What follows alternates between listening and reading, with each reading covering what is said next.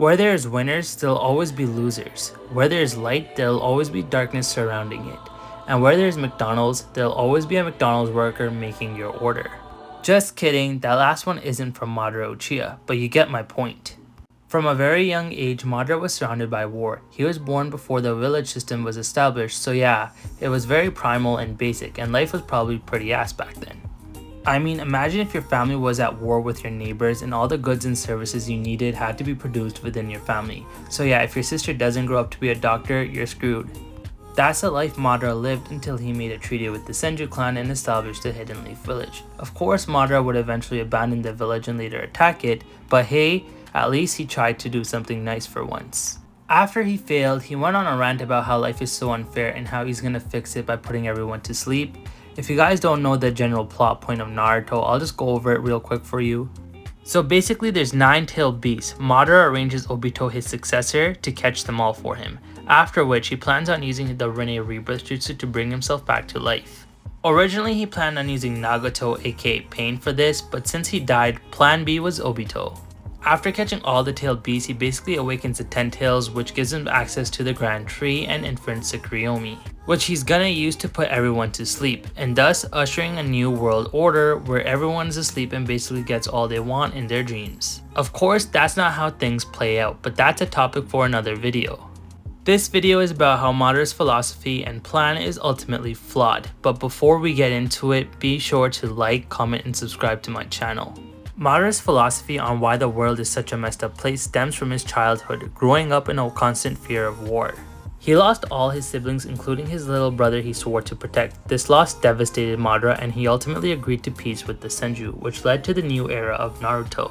However, as I mentioned before, Madara wouldn't last in this new era as he began to read up on the Uchiha stone tablet that has been passed down since the Sage of Six Paths, the common ancestor of the Senju and Uchiha. Now, ultimately we know Black Zetsu corrupts this tablet, and this is no longer a message from the Sage of Six Paths, rather the will of Black Zetsu. Now, according to Madara's logic, there'll always be haves and have-nots, losers if we have winners, and if you look at our modern world, he is right.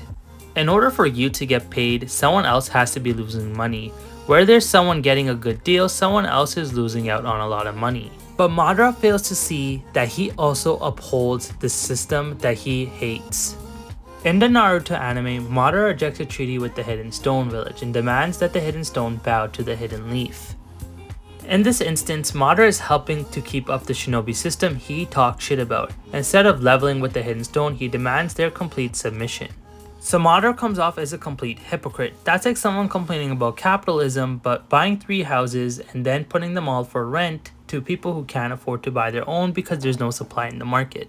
Hashirama does try to make peace with other villages by giving them all a tailed beast, which is the Naruto version of a nuke. However, this doesn't fix the issues of arms races and villages simply attacking each other using groups like Akatsuki or Orochimaru, like during the Konoha Crush arc in Naruto.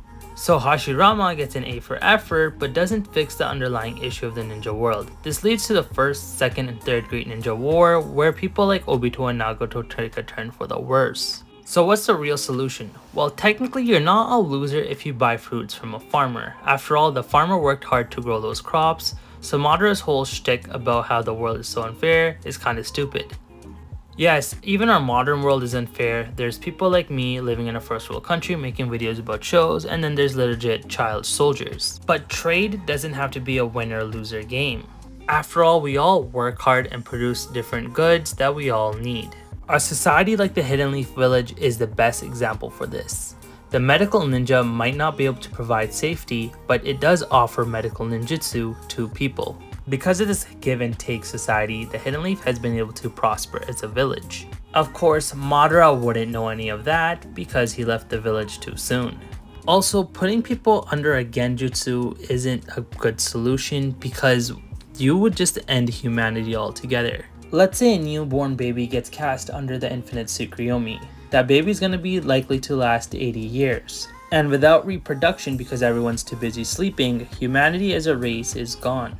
This doesn't fix the issue because Madara doesn't offer a permanent solution for generations to come. He might as well just create a big-tailed beast bomb and end humanity altogether. Instead, Madara should have spent his life trying to create peace between the Hidden Leaf village and all the other villages around it. Maybe taking a European Union approach where he integrates the economies of all the villages so that the villages don't attack each other. Hell, he could have even set up a charity in the Hidden Leaf village. Any plan was better than the infinite Tsukuyomi. Because even if he had been successful, he would have just ended humanity after like 80 years. And I'm sure the life expectancy in the Naruto world is even lower than 80 years. So yeah, Madara's logic definitely is like loser logic.